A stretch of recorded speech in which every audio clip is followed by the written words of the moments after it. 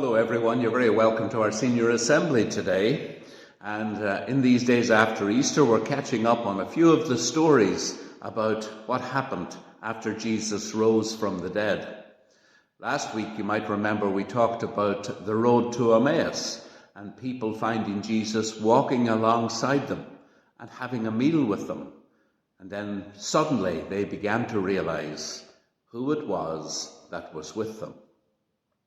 Today I want to talk about a different story. It happens on the evening of Easter Sunday, and it happens in an upper room, not unlike the upper room where Jesus had a meal with his disciples before he was crucified. This upper room is now full of men. They're all there on their own. In fact, there's 11 of them there. Judas, who was one of the 12 disciples, is no longer with them. So now we are looking at just 11 disciples. Jesus comes into the room one evening while they are all there. They're frightened, they're worried, because they've seen Jesus crucified, and they thought people were coming to punish them as well. So they had locked the door of the room so that no one could get in and out without them unlocking the door.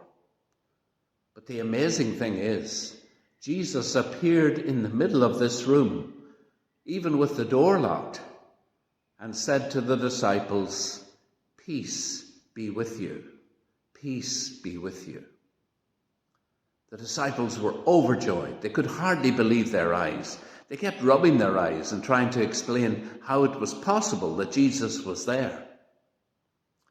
And then they began to realize that it was true, that Jesus had indeed risen from the dead. There was one of the disciples who wasn't there. So, if there was 11 disciples, there was only 10 of them in the room whenever Jesus came. So, later on, the disciple who had been missing, a man called Thomas, came and he saw the disciples in the upper room. We don't know whether he was out doing some shopping, buying food, whatever he was doing, but he had come back late. Jesus was gone. The other disciples said to him, "You missed him, you missed him. He was here, he was alive. We can't believe it. Jesus has risen from the dead." And Thomas, who wasn't there, didn't see what everyone else saw, said to them, "Don't know. I find that hard to believe. Are you sure he was really here? Are you sure he walked through the door? I mean, no one walks through a door." But they said no. Jesus had been here. He is risen from the dead. Thomas still isn't convinced. And a week later, something very strange happened. Jesus came back into the upper room. The door was still locked, stood among the disciples and said, "Peace be with you." And then he said to Thomas, "Thomas, come over here. Come over here a moment. I want to show you something. I want to show you the nail marks in my hands. I wanted to show you the wound in my side. I want you to believe now that I have actually risen from the dead."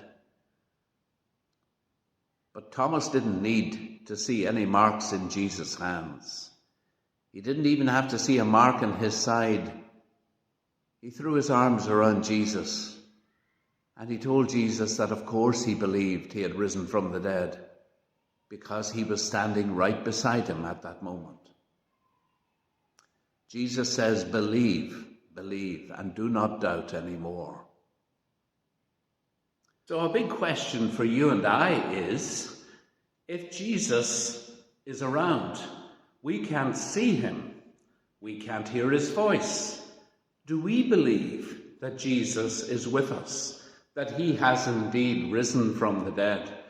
And not only has risen from the dead, but he is with us right now at this moment. Well, the Bible tells us that that is what happened. And in the Gospels, we hear of Jesus rising from the dead. We also hear of people going off in his name, like the disciples, like St. Paul, and all those people to tell the world that Jesus has risen from the dead.